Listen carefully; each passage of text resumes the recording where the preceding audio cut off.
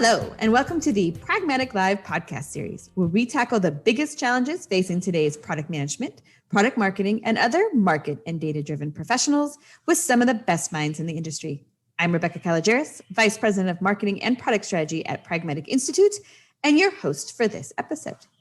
And today, we have one of our most popular instructors on, Amy Graham. Welcome, Amy. Thank you, Rebecca. All right, Amy. First, for those who maybe have not had the pleasure of having you as an instructor in our classroom, can you give us just like that 3-minute Amy story? How you got into product, why you love it? Oh my goodness. My background's actually quite unique. Some folks might relate to it. I actually started off in human resources management. I moved into operations where I was the director of ops for a period of time while maintaining my HR responsibilities.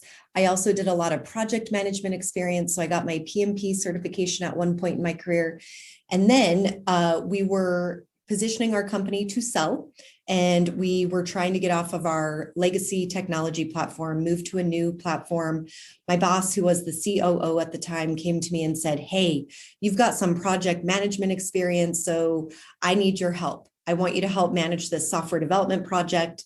And because I'm crazy and I love a challenge and I say yes to everything, I said, "Yeah, of course, I'm all in." So I had the opportunity to manage this very large multi-million-dollar software project where I oversaw a team of engineers, business analysts, project managers, product people, you name it. And through that experience, I actually landed myself a position in technology. So I shifted out of the HR operations world, moved into the tech space. I became the director of technology solutions and managed application development team for several years, managed large dev teams, small dev teams, built everything from mobile apps to consumer-facing portals, reporting engines, data warehouses, custom development on content management tools, CRMs, all sorts of fun stuff. And then at that point, we were acquired by a much larger company, publicly traded, about, 50,000 employees or so. And at some point, I was asked to move into product. We were this very mature, large organization. We had every department you can imagine except for product. So I was given the opportunity to actually create a product team from the ground up. That's when I came to Pragmatic. At the time, it was Pragmatic Marketing. I took all of the courses, went back, started implementing the framework, and it completely changed my career. I initially started off managing one particular line of business for one product. And then by the time I left that company, I was managing a global product function across multiple businesses. Super exciting. I've got some hands-on experience, obviously, implementing the framework, lots of successes. I have some failures as well, because not everything is easy, but very, very passionate about this and super happy to be here. Oh, you can tell you're passionate. We are so glad to have you here. And you're just such a great addition to the team with that very background and all the different experiences. And I know every student who's had you as an instructor is a lucky one.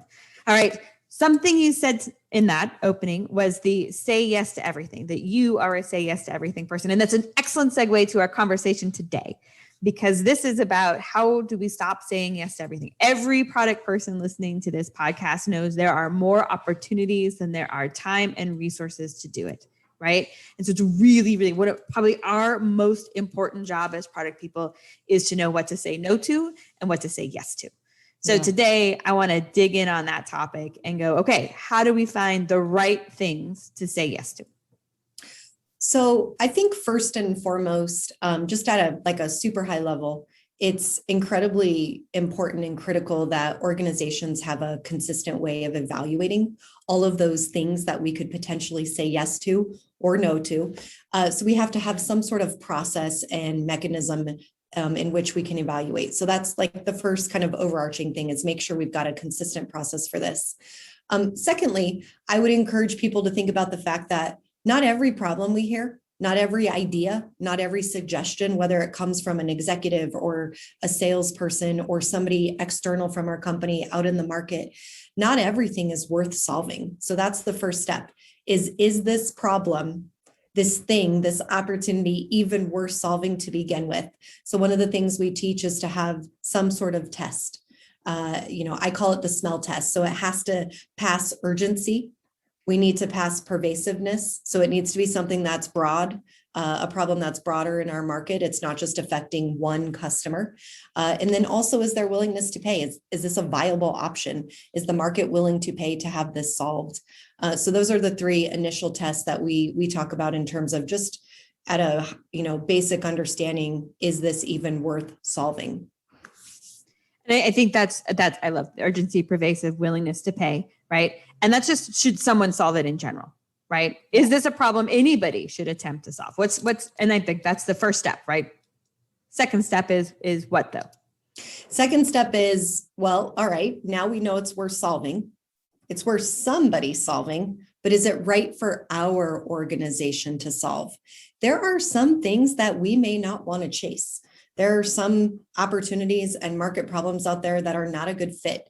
They conflict or go against our distinctive competencies, or it's just flat out not a space we want to play in for various reasons.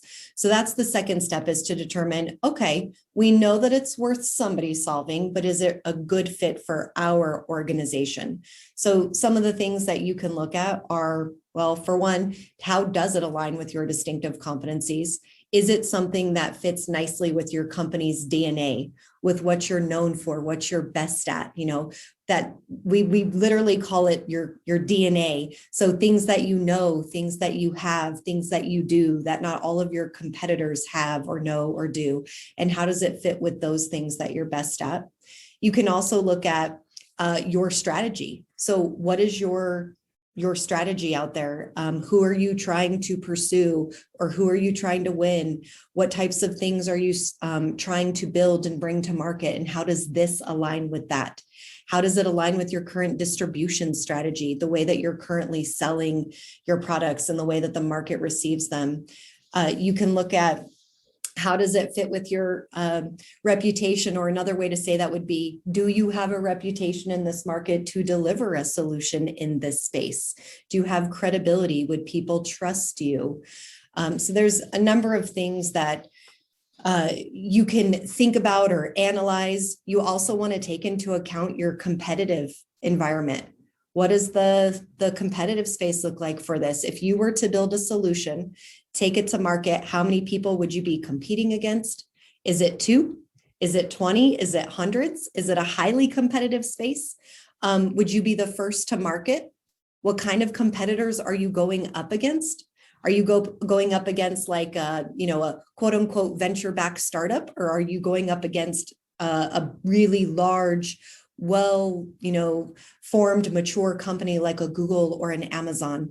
So that's part of it too, is assessing the space that you would be playing in. And if you have an opportunity to succeed there, would you be participating? Could you potentially lead that area? So I would say that would probably be the second big step, is to figure out, is it a good fit for us? So you talked a lot about different factors that an organization can compare, or could decide if that's the right opportunity for them. Are those factors the same across all organizations? Or how do we determine like the filters of which we look at an opportunity? So I think they could apply across all organizations, but it could be product specific. Like for example, I've had students come through class that are building internal solutions. It's something that they're building internal technology for their companies, or they're building something that they don't monetize, they don't sell it. And so there might be some translation there, or some mapping. Maybe there's not a competitive landscape in the true sense. Maybe that maps to something else. So there could be some tweaks or kind of customizing we do there. But in general, I would say at a high level, those are pretty standard across, the different organizations. I think the consistency of it is key too, right? Like as long as we're looking at each opportunity against those same ones, then that lets us make sure we're not, changing the answer key to suit the question that we like. Yes, that is super important. One of the things that I'm most proud of in my career is establishing that consistent evaluation process that I talked about at the very beginning. And regardless of who was submitting the idea, who was submitting the feature request, whatever it was, everybody had to fill out this opportunity intake is what I called it. It went through the same process. We had a very consistent, methodical way to present these to our stakeholders and to review them on a monthly basis. And that made a huge difference. It helps you reduce the tension and sort of the emotions and the politics that can take place inside of an organization, and allows you to really let that data shine through and help you make the decisions, I should say. And for those of you who are listening who are members of the Pragmatic alumni community, there is some great work that Amy shared in there about her opportunity intake form and process. So be sure to check that out.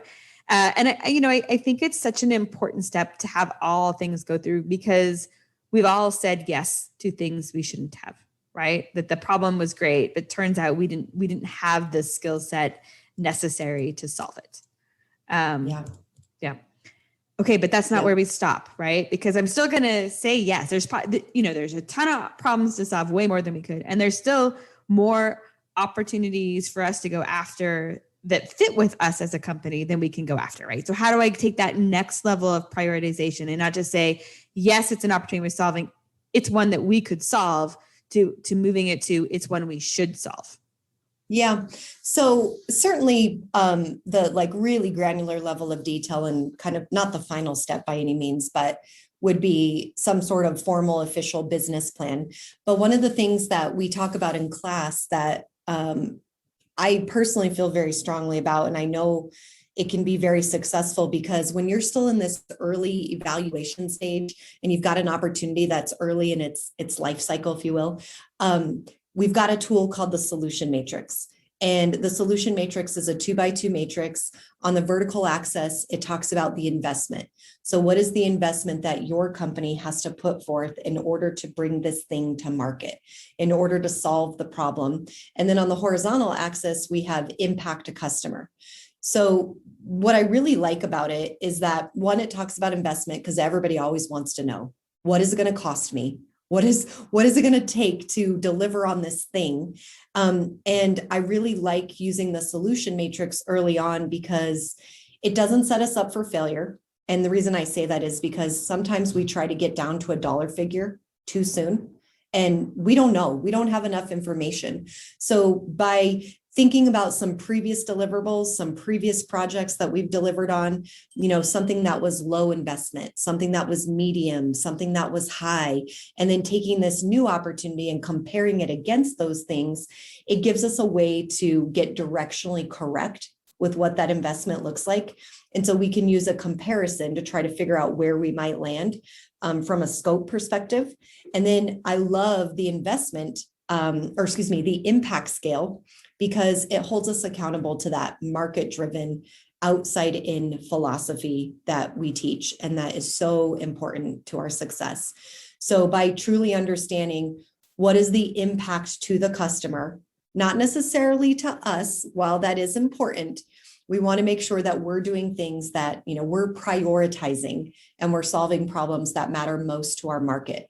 We are giving them solutions that have significant impact whenever possible.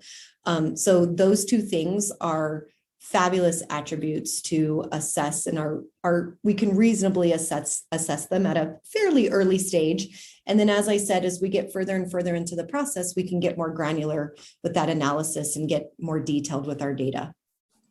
But I think it's so powerful for, as you said, kind of the investment thing, to get to the dollar amount, to get to the actual number. It actually takes quite a bit of time and investment, right?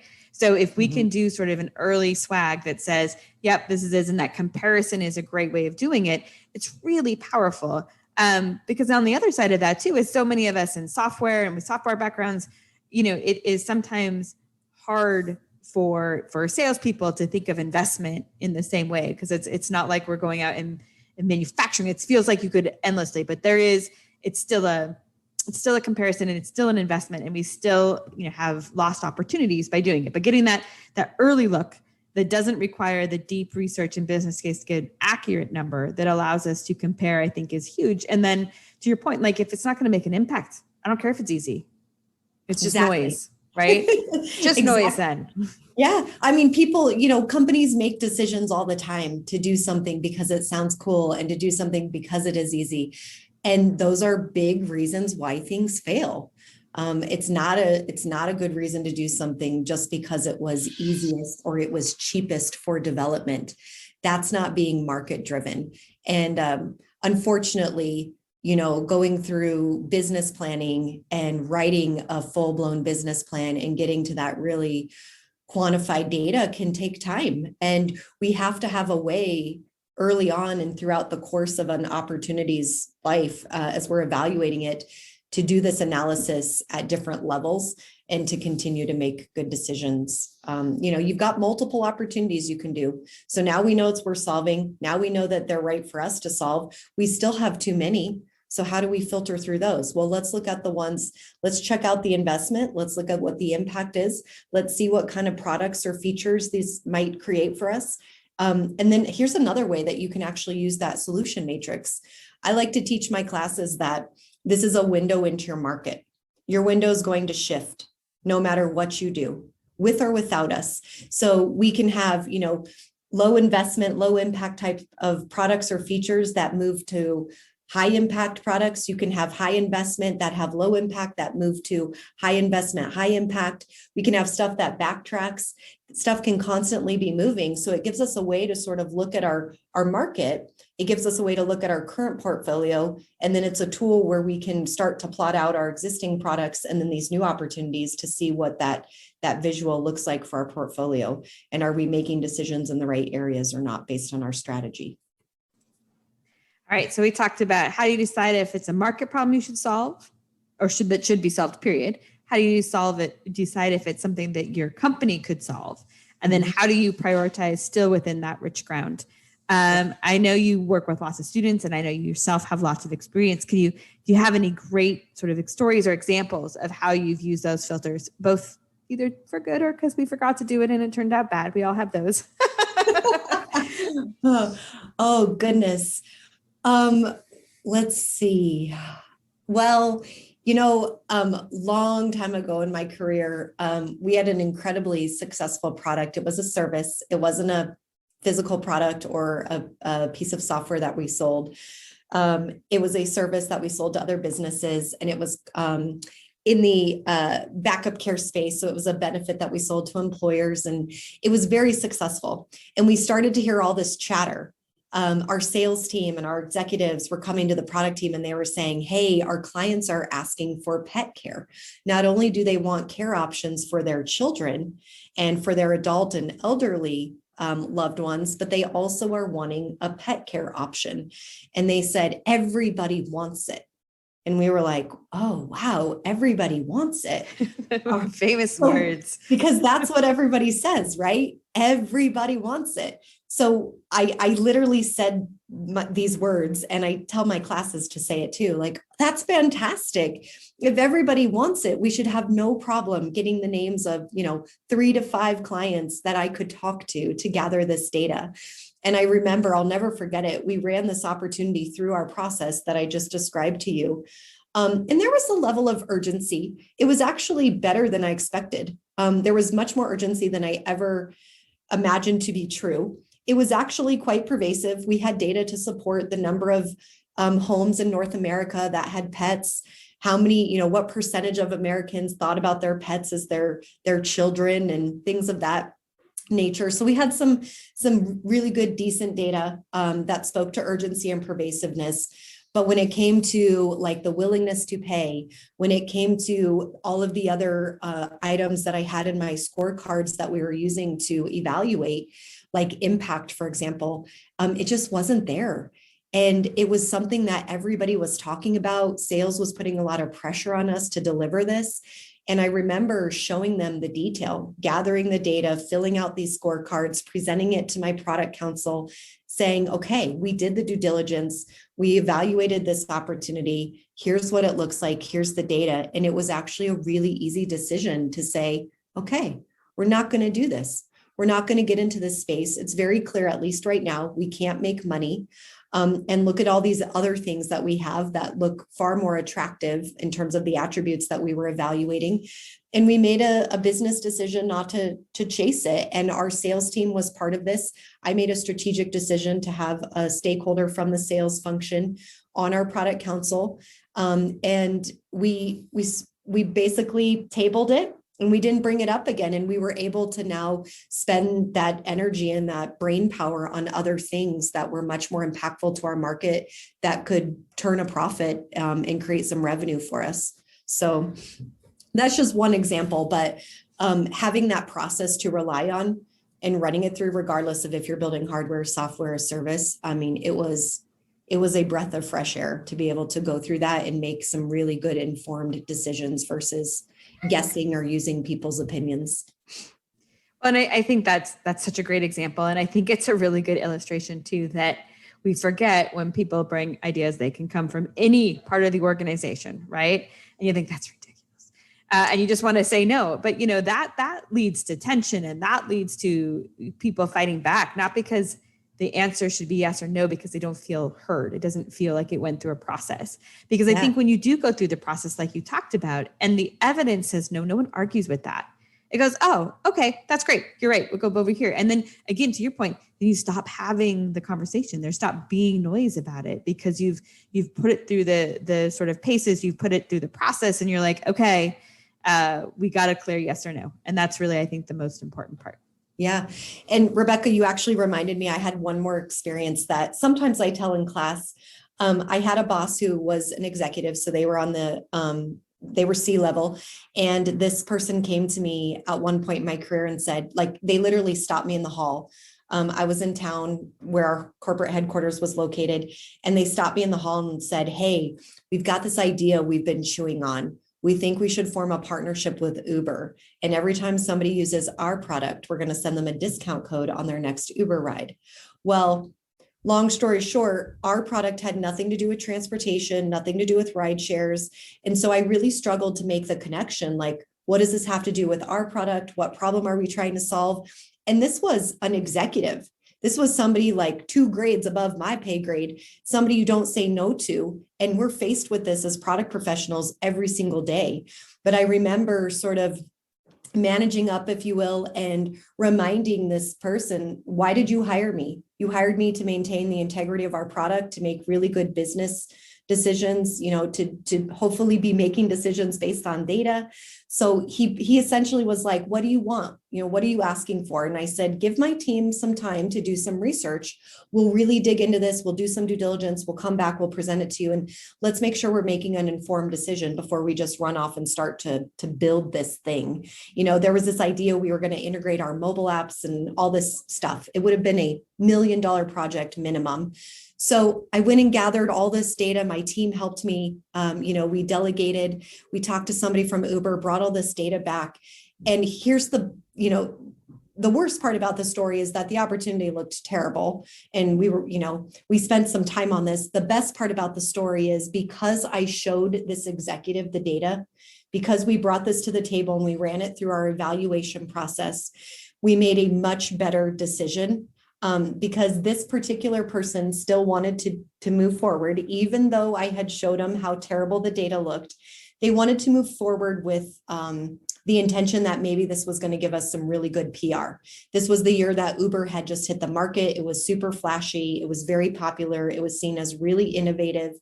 And we thought maybe we'd be able to get some press from it. We could, make this big splash and do a press release.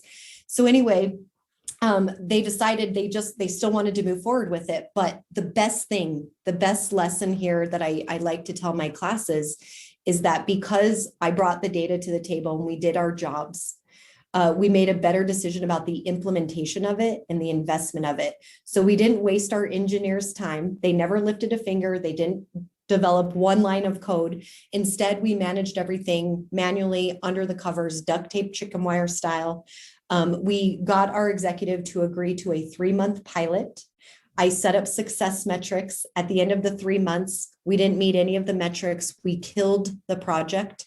No one ever said another word about it. And then again, we were able to go back and start to refocus our efforts on, better investments for us and our market. So, But, and it's a great example, right? Where you show the data, it does not imply yes, but that's okay. Sometimes they do, we do it anyway, but it allows you to change the bumpers a little bit and change the definitions of it with that in mind.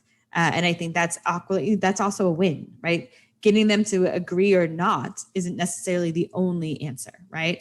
You may have something you really want to, like, guys, this is amazing. Let's say yes. And they're like, we can't do it now, right? But they've seen that vision and they start to see other, like, there's all kinds of gray areas where it's still a really successful process to go through. Yep, absolutely. All right, Amy, we talked about lots of different things today. If you were going to have our listeners do 2 things differently tomorrow based on what we talked about today, what would it be? Ooh, 2 things differently tomorrow. I'm a big person or a true believer in like making sure you have the foundation laid before you just try to start to execute. So I would say the first thing would be to reflect on your analysis or evaluation process. What does that look like? Do you have something in place? Is it consistent? Are you using data? Are you using facts? Are the right people participating in that process?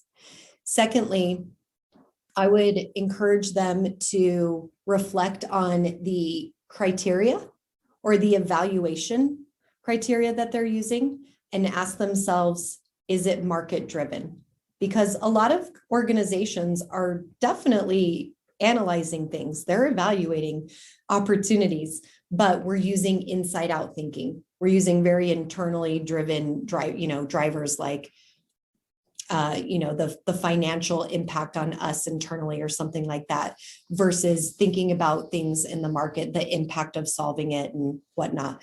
So I would say reflect on your evaluation process as a whole, just in general, to make sure you can build on something solid there and people trust it. That's huge. You need to have buy-in from your organization. They need to trust this process. They need to know that if they have an idea, when they submit an idea, it's going to be heard. It's going to be treated just like anything else. And then reflect on your criteria and ask yourselves if it's market driven. Great advice. All right, Amy, thank you very much. It was an absolute pleasure having you on today. You're welcome. All right. That does it for today's episode. Thanks everyone for listening. And don't forget to join us next week when we tackle another great topic designed to help you elevate your company, your product, and your career.